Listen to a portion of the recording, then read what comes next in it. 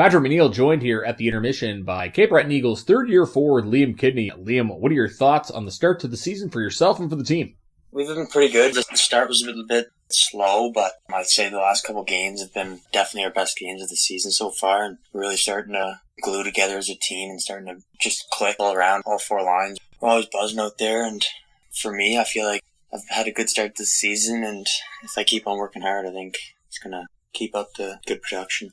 You talk about the lines in this team, and you've found a home for yourself on the line with Emil Hegarty-Aubin and Connor Trenholm. Do you think that unit has been successful? What's been working for that trio? I think me, Emil, and Trenny have definitely been working really well together. All three of us are really fast. We just use our speed, make plays, and finish off. I really like that line. I think we click well together. Start the season with 6 goals in your first 14 games. Do you think of yourself as the trigger man on that line?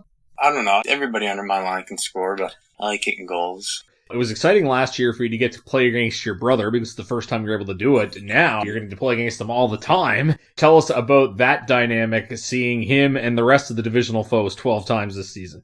It's going to be really weird.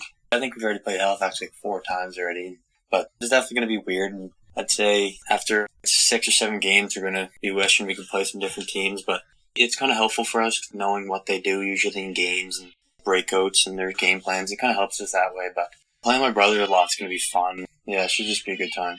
Didn't get to play him in minor hockey, and now you're making up for lost time this season. Yeah. And during this summer, one of the things that was going around was the lemon juice challenge. It looked like you took it like a champ. What was the key to that? I don't know. I just finished playing a round of golf, and I just went home, and I saw I got nominated by my billet brother, so I decided to take it. I don't know if it was the right lemon juice or not, but it didn't really taste too bad to me. Not all it's cracked up to be in terms of being bad. We talk about the line combinations in Cape Breton. We have seen some change, though, where every now and then Ryan Francis and Connor Trenholm will switch spots. You and Ryan Francis, same part of the world. Tell us about the natural chemistry there.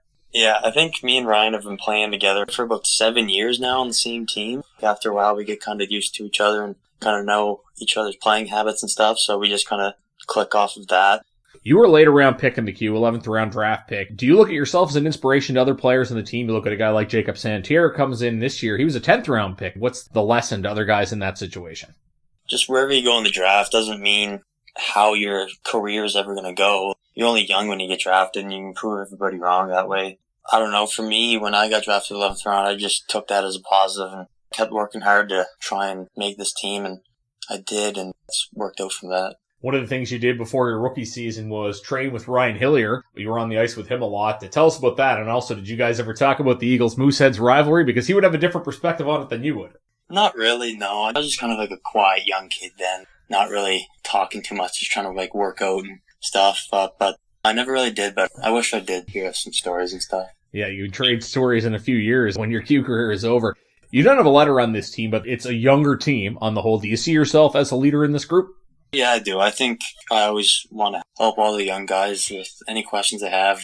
They come ask me sometimes. They come ask any other older player. We have a lot of veterans on the team that know how this league works, and they can just ask anybody, any of us, and we'll always be there to help them and support them. We had Felix Lafrance in the broadcast, and we're talking about the mental toll this season is taking on some of the Quebec players because they're not getting to see their family at all like they usually would. Has there been even more of a family atmosphere among the players? What kind of support do you give to those guys knowing they're not going to get to see anybody from home until Christmas? We all talk about that, and that kind of sucks for them, but we're so close as a team right now that I feel like they're comfortable coming to the rink and knowing that they're going to be with the guys. Nice environment for them to be in, for sure. This is really hard to believe. This team was the Screaming Eagles for so long, and now you look, you're one of the few that played for the Screaming Eagles. Do you find that hard to believe, how quickly things have changed over? Yeah, I didn't really think of it that way, but that is kind of weird once you think about that. Just new perspective on the team, I guess. Lastly, we look at you. As I said, you're in your 3rd season in the Q. How do you feel you've progressed? I feel like I've progressed in every part of my game. My first year, I was battling getting the lineup and just always working hard and pucks deep and grinding. And now I feel like I'm close to an all-around player, and I can play offense, I can play defense, whatever the coach needs me to do, I can do it. Fans have enjoyed watching you take a step forward. Best of luck the rest of the season, Liam. Thanks for this. Yeah, thanks, Patty. That's Liam Kidney joining us at the intermission. You're listening to McDonald Auto Hub, Cape Breton Eagles Hockey, 1270 CJCB.